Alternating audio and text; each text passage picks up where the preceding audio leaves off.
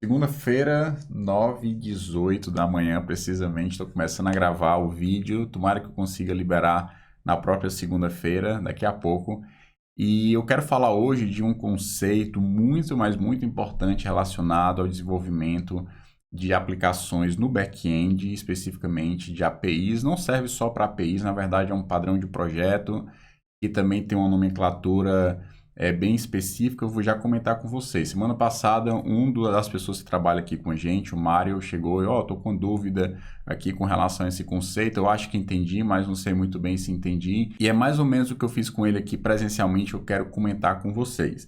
Existe um padrão, eu vou até pegar aqui o iPad, deixa eu colocar aqui para gravar e mudar a tela para a gente ver o iPad. É o seguinte.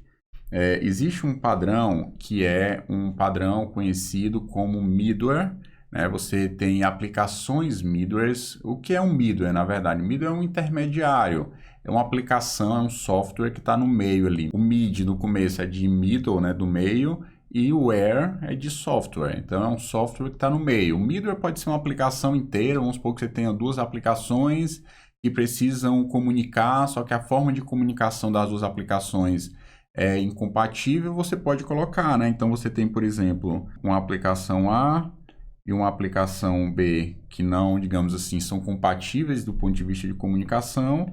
Você coloca aqui no meio um middleware que consegue fazer a comunicação dessas duas aplicações. Então, basicamente, você tem esse conceito de middleware. Existe um outro conceito que é o que eu quero focar um pouco mais aqui. A gente vai já entrar num conceito de funções middlewares. Você vai ver isso não apenas no ambiente JavaScript, que é o que eu vou mostrar aqui, mas você vê no ambiente Java, que não chama de funções middlewares, lá no Java chama de filters. Tá? Tem um padrão chamado Chain of Responsibility, que é uma cadeia de responsabilidade. Isso tem muito a ver também com esse conceito de middleware que eu quero trabalhar com vocês aqui. Imagine a seguinte situação: você tem uma funcionalidade A que precisa chamar uma funcionalidade B, que precisa chamar uma funcionalidade C e que precisa chamar uma funcionalidade D. Como é que você pode fazer isso de uma forma que exista um autoacoplamento? Vou colocar aqui uma outra cor só para vocês verem. Ó. Existindo um autoacoplamento dentro da funcionalidade A, vamos supor que A é uma função, B é uma função, C é uma função e D é uma função. E a partir do A eu preciso chamar o B, do B o C e o D. E aí como é que eu poderia definir uma forma que tem um autoacoplamento, ou seja, uma dependência alta? Você, dentro do A, você tem uma chamada explícita que vai chamar a funcionalidade B. Dentro do B, você tem uma chamada explícita que chama a funcionalidade C, a função C, e dentro do C, você tem uma chamada explícita que chama o D. Imagine que por algum motivo eu queira colocar aqui uma funcionalidade que não existia aqui, que é uma AB, algo que estará entre o A e o B. Eu preciso, de forma explícita, apagar essa chamada de B, e aí sim eu preciso construir de novo, fazer uma alteração de tal forma que aqui, ó, vou colocar a cor, coloco aqui, chamo o AB, para dentro de AB tem uma chamada explícita que vai chamar B, e aí ele continua fazendo a cadeia, certo? Quando você tem uma cadeia de responsabilidade, ou Chain of Responsibility, que na verdade é feito por passos, e você pode ver uma função middleware como parte, como um dos elementos de uma cadeia de responsabilidade, que é um padrão de projeto, você vai ter algo mais ou menos assim, ó. Você tem aqui uma funcionalidade A, uma funcionalidade B, uma funcionalidade C, uma funcionalidade D. E aí, o que vai acontecer é que em vez de você ter, digamos assim, chamadas explícitas, a única coisa, na verdade, eu passo como parâmetro para o A o que seria a chain. Eu acho que é assim, chain. Ou, em outras palavras, eu também chamo de next. Em algumas outras, por exemplo, no caso do Express, a gente chama de next.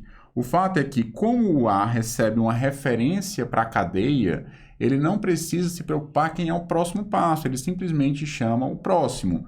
Então, ele vai chamar o próximo, assim como o B chama o próximo, assim como o C chama o próximo. E quem controla a ordem das chamadas vai ser a cadeia, ou seja, a forma como você passou essas funções para a cadeia, certo? Então, a cadeia que sabe exatamente quem é o próximo.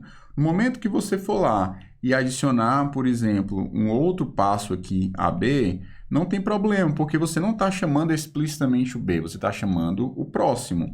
E aí o próximo vai passar aqui, ó, eu vou limpar aqui o próximo, e o próximo vai passar a ser o AB. Então ele chama o AB, que chama o B, e aí vai chamando a cadeia, sem necessidade de ter um acoplamento de um passo chamando outro passo.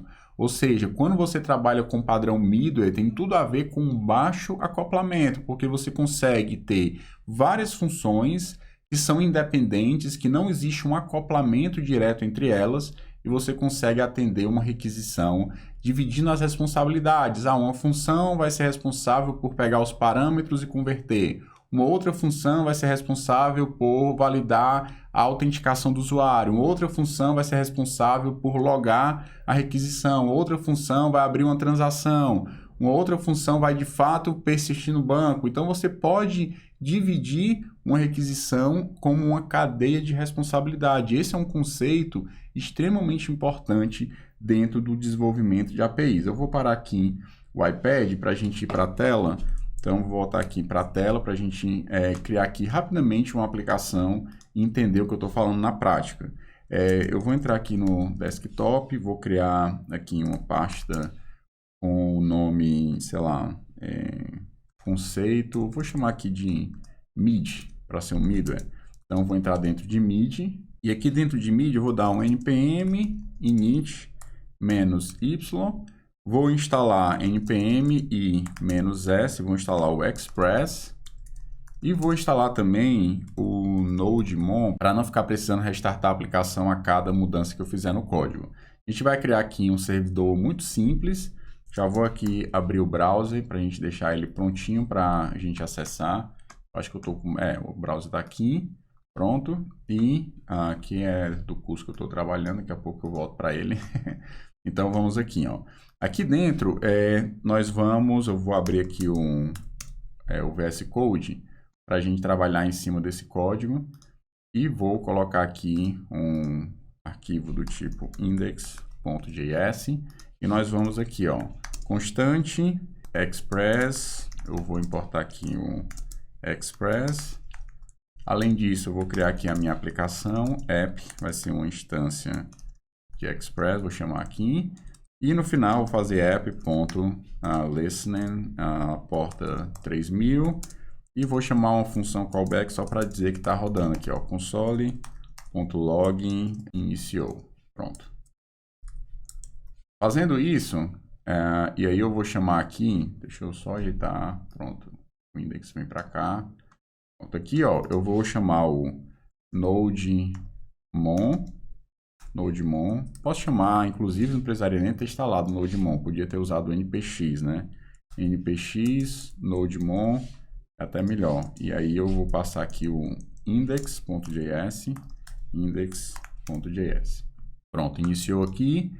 E aí o que é que eu vou fazer? Uma vez iniciado, eu vou conseguir entrar, na verdade, deixa eu logo cadastrar aqui uma função middle. Então, app.get, vou criar aqui, eu vou criar um exemplo de uma tabela. A ideia vai ser eu passar os parâmetros, por exemplo, a quantidade de linhas, a quantidade de colunas, e ele vai gerar uma tabela para ser exibida na minha página. Então, eu vou criar aqui um get em cima de uma URL chamada tabela, e vou criar aqui uma function, e eu vou simplesmente chamar o console.log inicialmente, só para a gente ir passo a passo construindo a ideia. Então, tabela aqui, tabela, pronto, tabela.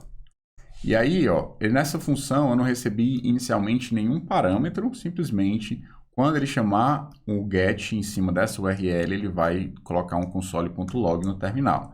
Então, reiniciei aqui, a aplicação restartou, e eu vou colocar aqui, ó, localhost na porta 3000/tabela. Então, feito isso, ele vai ficar pensando. Por que ele vai ficar pensando? Porque aqui dentro eu não coloquei nenhuma resposta. É como se o meu servidor ainda estivesse pensando e tentando atender a requisição. Mas o fato é que ele imprimiu tabela. Se eu fizer o seguinte, ó, agora eu vou receber dois parâmetros, que é a requisição e o segundo parâmetro é a resposta. Com a resposta, eu posso, em vez de chamar um console.log, chamar resp.send e passar aqui, por exemplo, o nome tabela. Com isso, ele reiniciou a minha aplicação E olhando aqui o resultado, ó, ele foi lá e... Deixa eu até baixar o brilho aqui. Ficou nome tabela. Eu vou maximizar aqui a tela. Não está funcionando a tecla de atalho, só para a gente ver um pouquinho mais do que está acontecendo. Pronto, então ele respondeu aqui tabela e a nossa função foi chamada. Qual é o conceito de middleware, né? O conceito de middleware é que você consegue definir ou declarar várias funcionalidades em cima de uma mesma URL, ou seja, várias funções vão ser chamadas ou potencialmente podem ser chamadas quando você registra várias funções associadas a uma mesma URL. Então, o que é que está acontecendo aqui? Nesse caso, ele registrou essa função, registrou essa, só que nessa primeira função ele simplesmente já deu a resposta. Isso significa que ele não vai entrar nessa segunda função aqui, ó. Se eu colocar aqui um console.log entrou aqui, você vai ver que ele nunca vai chegar aqui porque a primeira função já respondeu e não chamou a próxima função, não chamou o próximo passo na cadeia de responsabilidade. Então, salvando aqui e executando, ó, ele vai responder tabela. Inclusive, se eu colocar aqui, ó, tabela 2 e eu der um refresh, ele vai obter tabela 2. E se você olhar aqui, em nenhum momento foi chamado esse console.log. Como é que eu poderia chamar o próximo passo? Eu poderia chamar o próximo passo da seguinte forma. Eu posso colocar o console.log aqui. Em vez de responder na primeira função, eu vou pedir para ele passar para a próxima função nessa cadeia que é responsável por atender a requisição baseado nessa URL aqui, na requisição do tipo GET, no qual o endpoint é /tabela. Então, para eu chamar a próxima função, normalmente você coloca aqui um outro parâmetro que é o next. Ou eu posso, se quiser colocar em português, próximo, não tem problema nenhum. O nome dos parâmetros é o nome que você quiser. Só que para ele realmente ir para a próxima função, você tem que chamar explicitamente o próximo. Ou eu vou colocar aqui next, por ser padrão, mas o nome tanto faz, você coloca o nome que quiser. O fato é que ele vai entrar nessa primeira função. Por que que ele vai entrar primeiro nessa? Porque na ordem que ele vai interpretando o arquivo, essa foi a primeira função que ele achou que estará atrelado a esse endpoint, né, /tabela. Então, ele vai lá e registra essa função como sendo a primeira função a ser chamada. Depois, registra essa outra como sendo a segunda função a ser chamada. Então, eu vou colocar aqui, ó, tabela 3, só para a gente colocar, ó, entrou na função 1, entrou aqui na função 2 e a gente vai ver o resultado agora, ó. Ele vai executar tabela 3 e ele vai mostrar no console, ó, entrou na função 1 e entrou na função 2. Legal, só que se eu quiser colocar aqui uma função 1,5, basta eu colocar aqui uma função 1,5, coloco função 1.5. Não preciso mudar nada, porque o fato de ele estar chamando next não tem um acoplamento, digamos assim, a função A precisa chamar explicitamente a função B precisa chamar explicitamente a função C. Isso não acontece. Não há um acoplamento nesse caso, há um baixo acoplamento, porque ele simplesmente chama o next, e quem vai definir com a próxima função a chamada é exatamente o next, que é passado como parâmetro para essa função, ou seja, algo externo define quem vai ser a próxima função a ser chamada na cadeia. Se vocês quiserem que eu grave um vídeo especificamente como implementar esse padrão, é algo simples, não é complicado de explicar, e aí vocês podem colocar no comentário aí dizendo que aí eu gravo um vídeo posterior. Então pronto, aqui nós temos o next, agora ele vai chamar a função 1.5. E agora eu tenho três funções, ó, deixa eu ver aqui se a câmera ajusta o foco. Deu certo, não. Eu tenho três funções que vão tratar a requisição /tabela, ou seja, no método específico get, eu registrei três funções. E o fato de ter três funções não significa que as três funções vão ser chamadas. Pode ser que na primeira função que foi chamada, ele já deu a resposta e não chamou o next. E aí ele não vai responder a requisição. Vou já mostrar para vocês. Ó, aqui eu tenho a minha versão 4 da tabela. Então, eu vou colocar aqui, ó, um refresh, chamou a 4, e se você ver, ele chamou 1, 1,5 e 2, sem necessariamente mudar nem o 1 e nem o 2, eu coloquei 1,5 no meio. E se por algum motivo alguma dessas funções não chamar o next, ele simplesmente não vai responder, porque só quem está respondendo é essa última função aqui, ó. Então, se eu der um refresh, ele vai ficar pensando, não vai responder absolutamente nada. Ele chamou a função 1 a 1,5, mas como eu não chamei a próxima, ele simplesmente não foi para a próxima função, para a terceira função que iria tratar essa requisição. Então, legal. Então, a primeira parte a gente resolveu, só para a gente fazer aqui um exemplo um pouco mais legal em cima desse conceito, ó, eu vou querer passar a seguinte URL. Eu vou colocar aqui, só para ficar um pouco maior para vocês verem. Eu vou passar no get, já que é uma requisição do tipo get, eu vou passar parâmetros na URL. Então, eu vou passar o seguinte, linhas igual a, por exemplo, 10 e comercial colunas igual a 10. Eu vou passar essa requisição e eu vou descomentar esse next aqui, tá? E vou tirar essa função aqui do meio, basta 2 funções, vai ser suficiente. Então, eu vou ter aqui, passar 2 parâmetros, quantidade de linhas e a quantidade de colunas, e a ideia é gerar uma tabela dinâmica baseada na quantidade de linhas e colunas. Então, usando essa mesma URL, não tem problema, ele vai continuar funcionando, ó.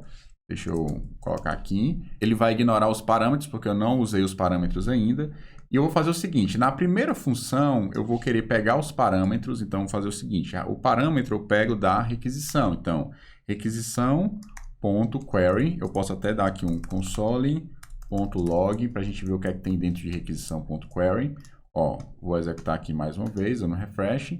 E a gente vê aqui no terminal, ó, nós temos um objeto com 2 parâmetros. E note que linhas é uma string e colunas é um string. Eu vou pegar esses 2 parâmetros aqui e transformar, eu vou colocar aqui, por exemplo, vou criar aqui uma requisição, ponto, tabela, um objeto, que vai receber 2 parâmetros, que vai ser linha e vai ser coluna. Só que, o que é que eu vou fazer aqui? Eu vou pegar o parse int em cima de requisição ponto query ponto, no caso linhas, e vou fazer a mesma coisa para colunas. Eu simplesmente converti a string para inteiro e coloquei o que estava dentro de requisição.query.linhas, coloquei dentro de requisição.tabela, só para a gente fazer aqui um exercício e ver que isso aqui vai chegar aqui na outra função, ó. Se eu colocar requisição.tabela e der um refresh aqui, ó, tabela 5, só para a gente atualizar, vou dar aqui um refresh, ó, tabela 5, e se a gente for ver, ó, agora chegou, ó, linhas e colunas agora com valores inteiros, 10 e 10.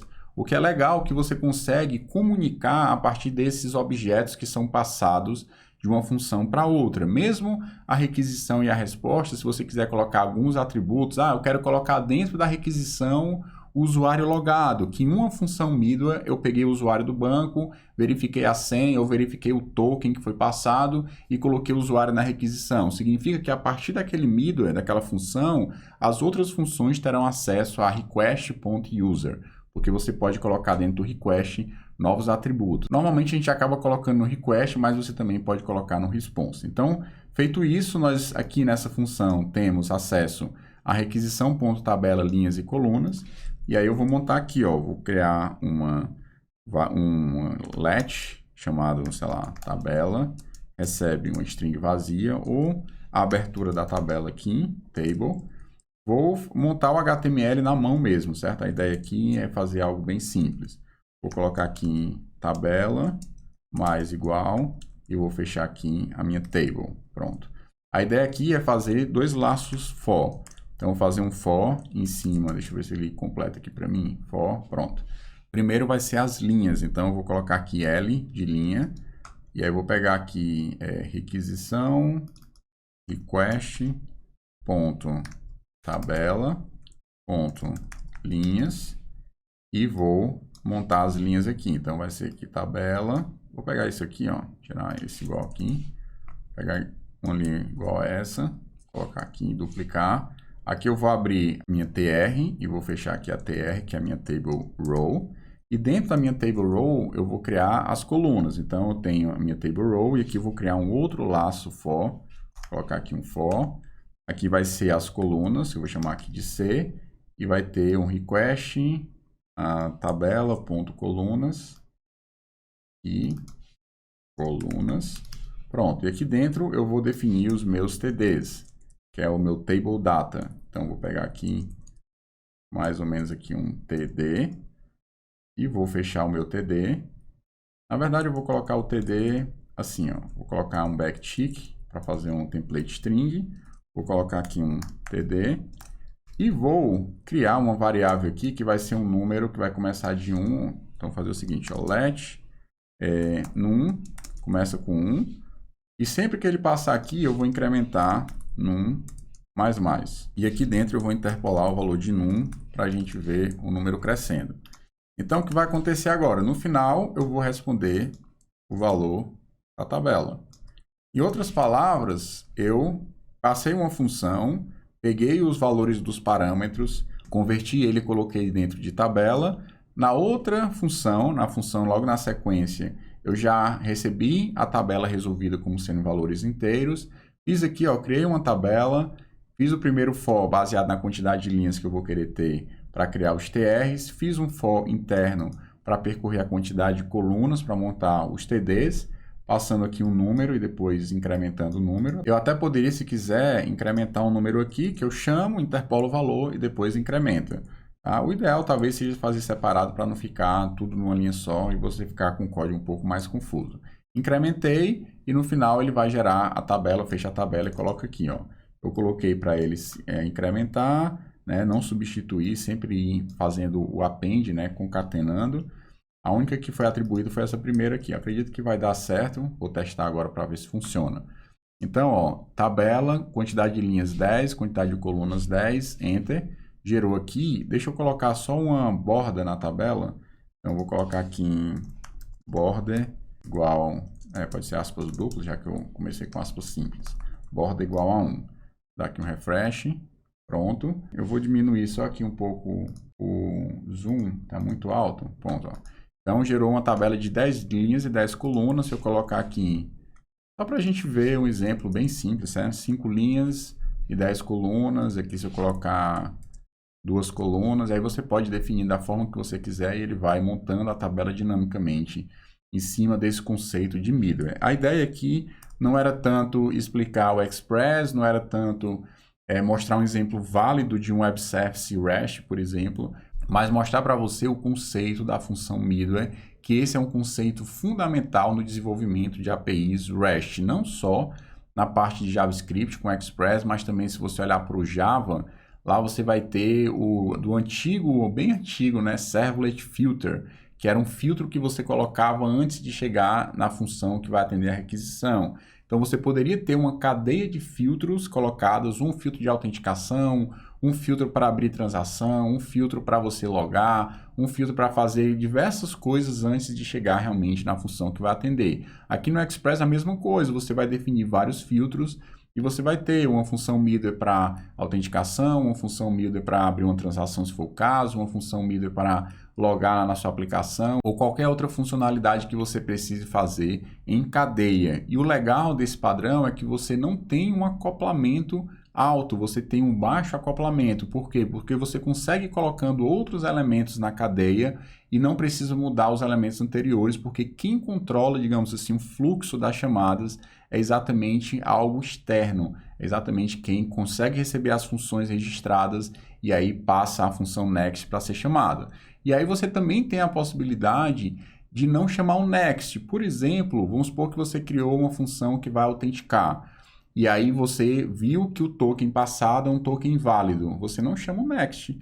Você, por exemplo, responde dizendo, ó, você tentou acessar algo que você não tem permissão. Ou o token está inválido. E se o token estiver válido, aí você chama o next e ele passa para próximas funções da cadeia. Espero que tenha ficado claro esse conceito e na próxima semana a gente se vê de novo aqui no canal do YouTube. Curte, compartilha e coloca um comentário aquilo que você quer ver em 2020 no canal da Coder. Eu tenho uma dificuldade muito grande às vezes de ter criatividade e colocar conteúdos no canal. Estava em dúvida em vários temas diferentes, então se vocês me ajudarem nos comentários, com certeza vai ficar muito mais fácil para eu criar conteúdo aqui. Então fico por aqui e até a próxima semana.